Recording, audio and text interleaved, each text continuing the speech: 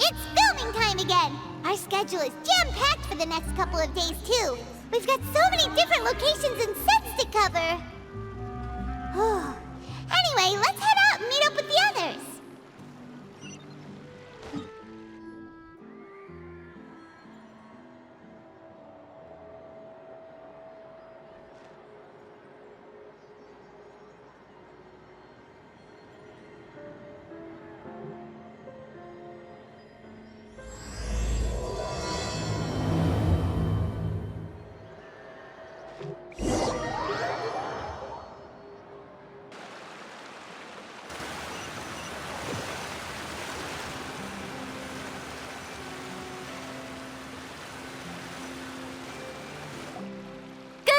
Everyone, we're looking to wrap with our two main ladies today. I can already smell our success. What do you mean, looking to wrap? Oh, aren't you the expert now? This upcoming scene is the two Musketeers' final confrontation with the Baron. There will be quite a bit of action, but no choreography beyond what we've already rehearsed. Anyway, get ready. Lights, camera, action! The view is beautiful tonight. It reminds me of that fateful night 10 years ago. And now that I've said it, I can even make out the faint fragrance of herbal tea in the air. Enough, villain! It's time that you pay for the death of our mother! My dear Iris, have you forgotten your manners? How can you speak like this to your own father? I'd sooner swallow all of my teeth than call you father. What did I expect? Seems the daughters have turned out to be just as obstinate as their foolish mother.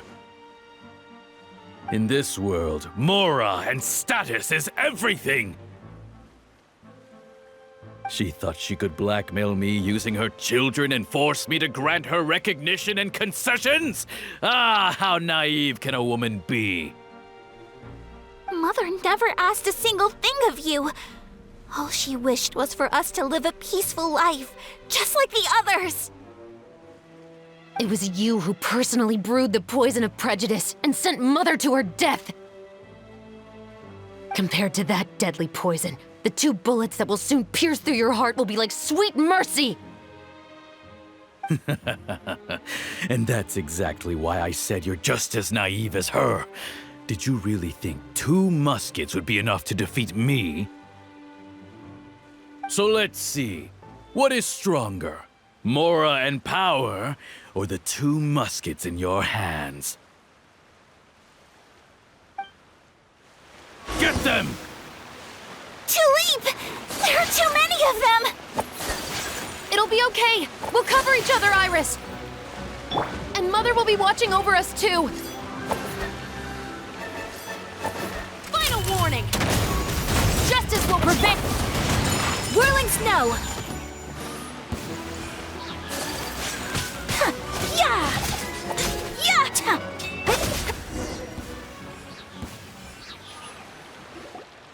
You've lost. To think I'd lose to my own 2 kids. We are no children of yours, and we'll never call that place our home. Then tell me, what did you do all this for? You lost your mother, and will soon kill your father as well. What will you gain in the end, other than sentences for your crimes? We will gain our long-awaited justice.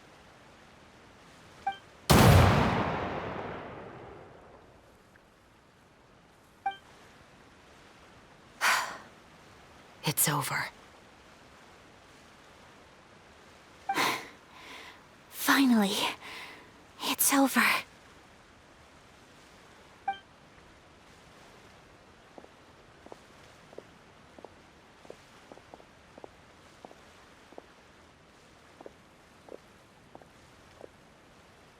So, where will you go now, Tulip?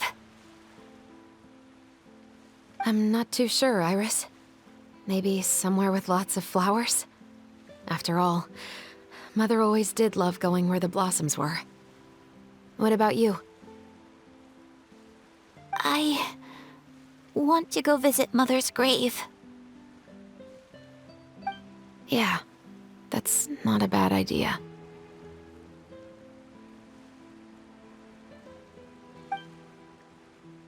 Huh? Tulip, look! What is it? It's Mother's favorite. The rainbow rose. Look, it's blooming again.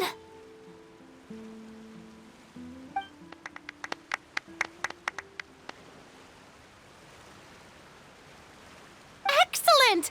That was beyond mesmerizing. Even I didn't expect this scene to go so well. And we got it in a single take. All right, everyone. We've got a wrap for Tulip and Iris. Congratulations, Ayaka and Chevrolet! Thank you. I didn't expect our parts to wrap so quickly. I wish I could savor the experience for just a bit longer. Paimon totally understands. Paimon's not ready to say goodbye to the clapperboard either. Filming has really been a lot of fun. You were great too, Chevrolet. The way you said, long-awaited justice. It gave Paimon chills. That is indeed my favorite line in the whole book. I still remember trying to act it out in my room the first few times I read it. Whoa, Paimon would have never guessed you're that type.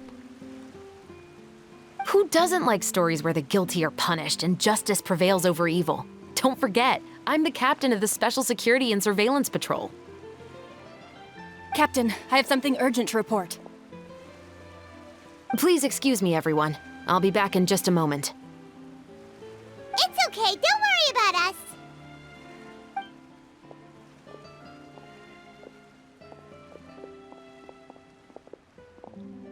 Oh? Was she whisked away by work already? I was just about to tell her how great she did. It seemed like some urgent official business. Then perhaps we should thank the stars that we were able to wrap both of your parts so quickly today. Switching around the filming schedule would have been a real pain. Anyway, I actually came over to let everyone know that we're all done for today. You can go home and get some rest.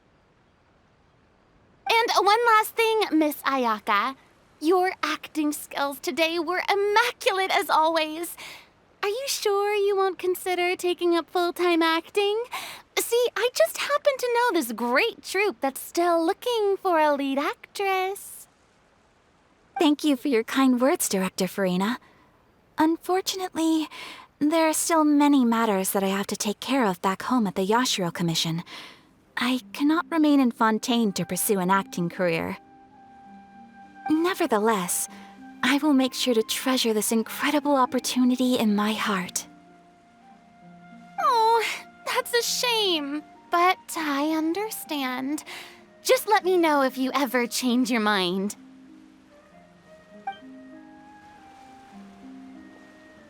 I believe it's also about time for me to take my leave. But hopefully I'll see you on set over the next few days. Even though my part's wrapped, I'd still like to swing by and help out the crew. See you tomorrow, Traveler and Paimon. Yep, see you tomorrow.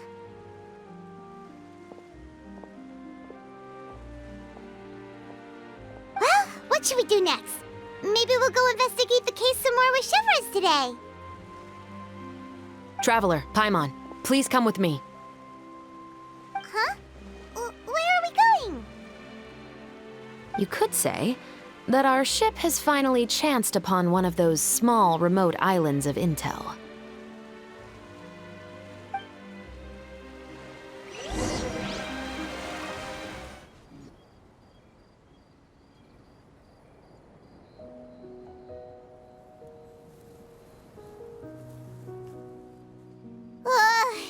Paimon's exhausted. Paimon definitely didn't expect having to float this far after a full day of filming. So, Chevres, why did you take us here? Affirmative.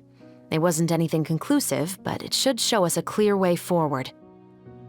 Have you ever heard of someone by the name of Emily? Oh, you mean that famous perfumer? She's a good friend of mine. She's lent me her aid several times in the past to resolve some difficult cases.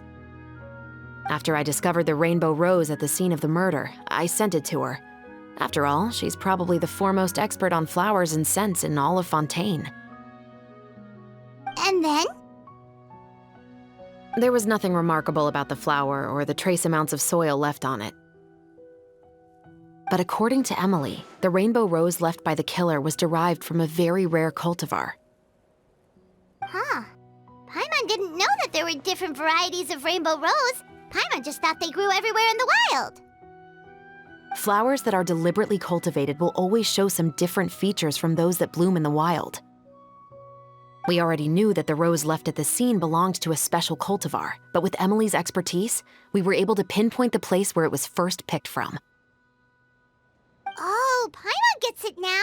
So whoever first planted that rainbow rose was probably the killer. Precisely. And after we checked what we learned against some sales records from the past, we discovered that there's only one person in all of Fontaine who could grow and sell this specific cultivar.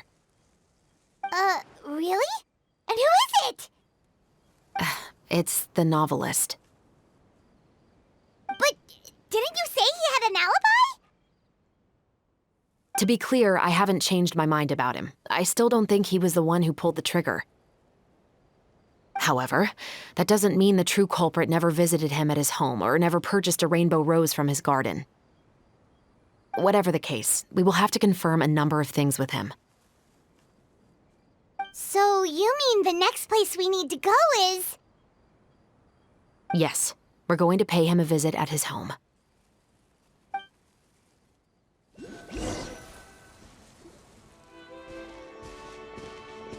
That should be his house. There are so many Gardamex stationed around the place. That's pretty unusual, right? According to what he told me last time we spoke, he hired them so he won't be harassed or disturbed. Huh. So there are a lot of flowers in his garden, but Paimon doesn't think we'll be able to pick one without alerting the Gardamex. Right, which is exactly why I think there has to be a special connection between him and the killer. So, should we knock? Just wait here for now. I'd like to take care of a number of those Gardamex first. But they're so far away. How are you planning to do that? Don't forget, Paimon, I'm actually the real-life captain of the Musketeers.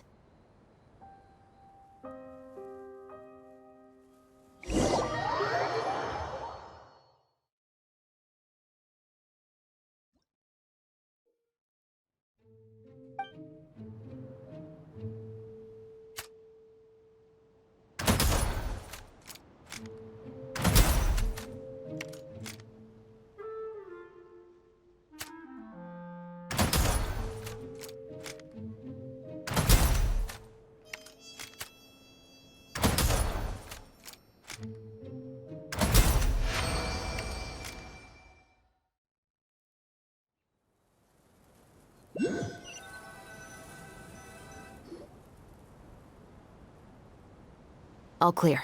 Let's go. Wait! Paimon's a little nervous now that we know he could be the killer. Can we go over our plan of action again? I'll go knock on the door and make sure it's safe inside. Once we're sure that we're in the clear, I'll ask him to come with us for a quick round of questioning at the guard's headquarters. But can't we just arrest him? We still have no evidence that he's the killer, or that he lent the killer any direct aid. Still, it would be appreciated if you could pick a rainbow rose from his garden for me while I'm talking to him. It'll help the Marechaussee Phantom confirm Emily's theory. Sure, no problem. Just be careful, Chevros.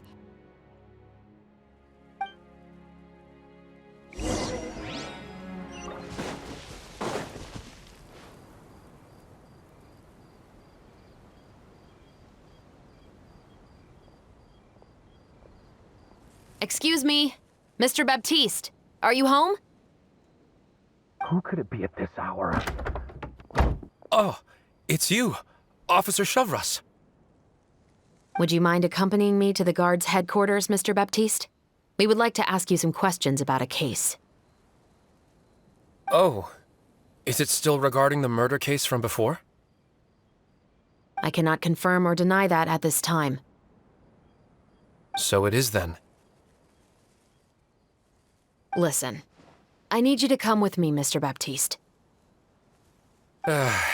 Miss Chevros, I'll save you the trouble. Oh, and you two over there? There's no need for you to pick my flowers either. It's not time for them to bloom yet. Oh! Okay.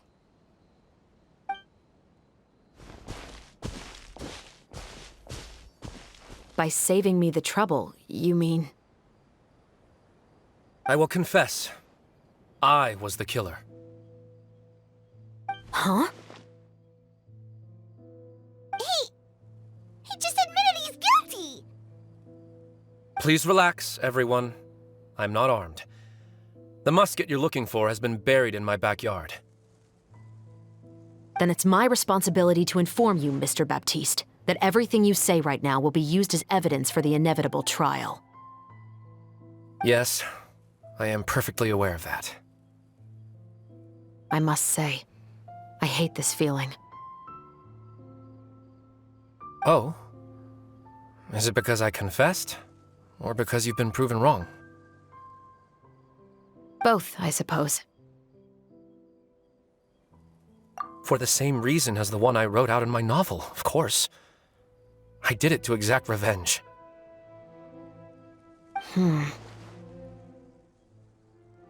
I know you haven't figured out the link between the two of us. Had you done so, I'd have been taken away to the headquarters a long time ago.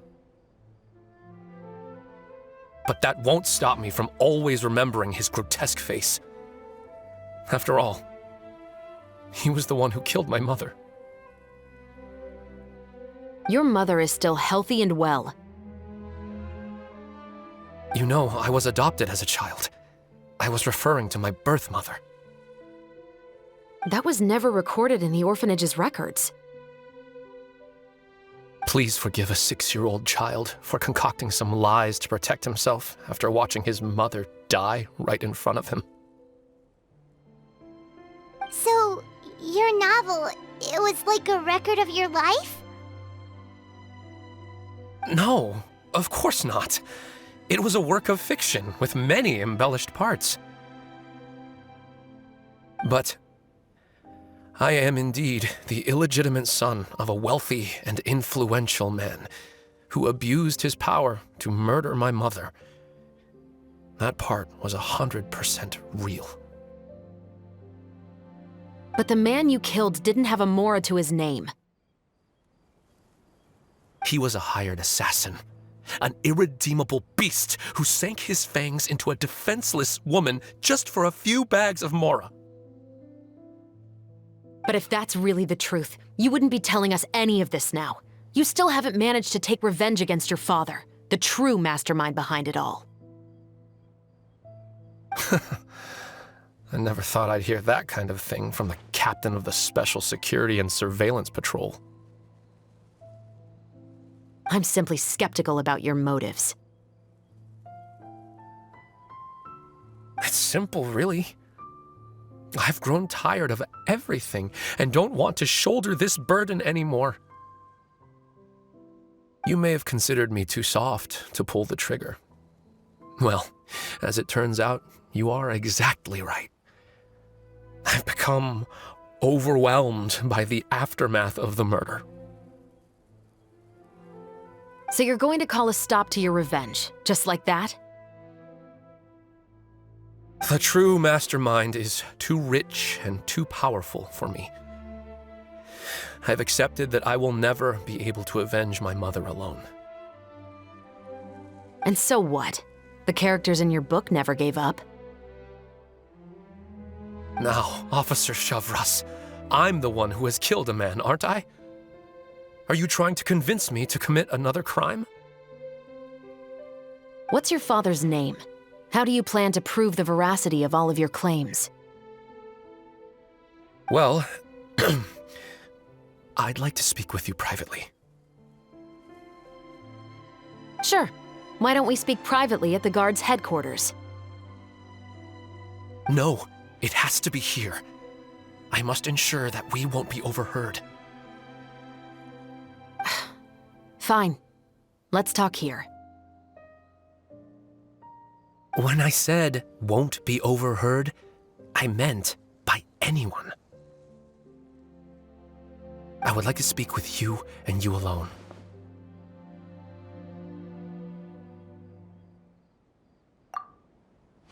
Thanks.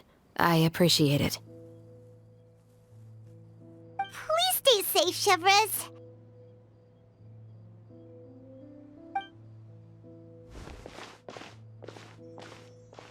All right. Let's hear it. Will you really believe what I'm about to say? Well, that depends on what you're going to tell me. Fair enough. Fair enough.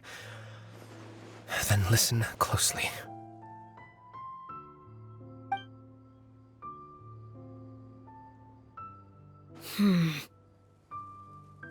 So that's how it's all connected. So, it seems you believe me after all. Do you want me to go public with this? No, of course not. At least, not right now. Then why did you bother telling me? You've read my work. What do you think? Even if you were to go public with all of this right now, he'd simply deny everything. It's been too long. Almost 20 years. Anything that could be used as evidence has long faded away. Even if there might have been a solitary island of truth once upon a time, it has long sunk beneath the waves by now. Justice will never find him. Not if you don't try. I know that as the captain of the Special Security and Surveillance Patrol, you will always stand on the side of justice. But do you really think a cushy life in prison really constitutes justice for him? I bet he could lead an extremely comfortable life in the fortress of Meripede. What are you trying to say?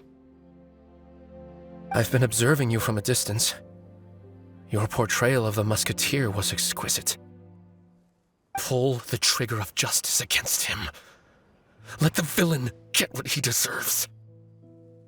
You want me to let you go so you may complete your revenge? No, Officer Shavras. I know that would be impossible. No. What I'd like is for you to perform the deed on my behalf.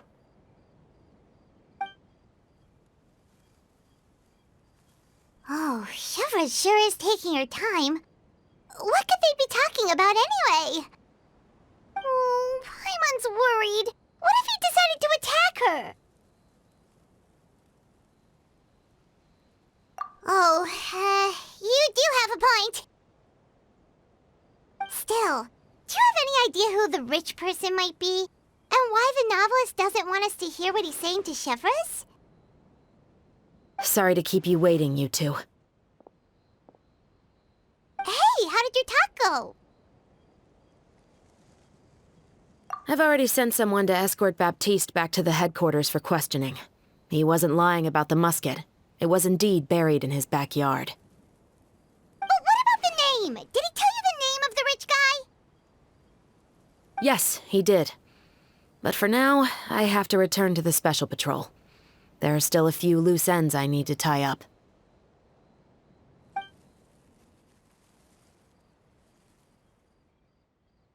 I'll probably be quite busy over the next few days, so apologies if you don't see me on set. All right, Paimon understands if you can't tell us everything you know. We'll just keep an eye on the Steambird then. Actually, there's still something else I need your help with.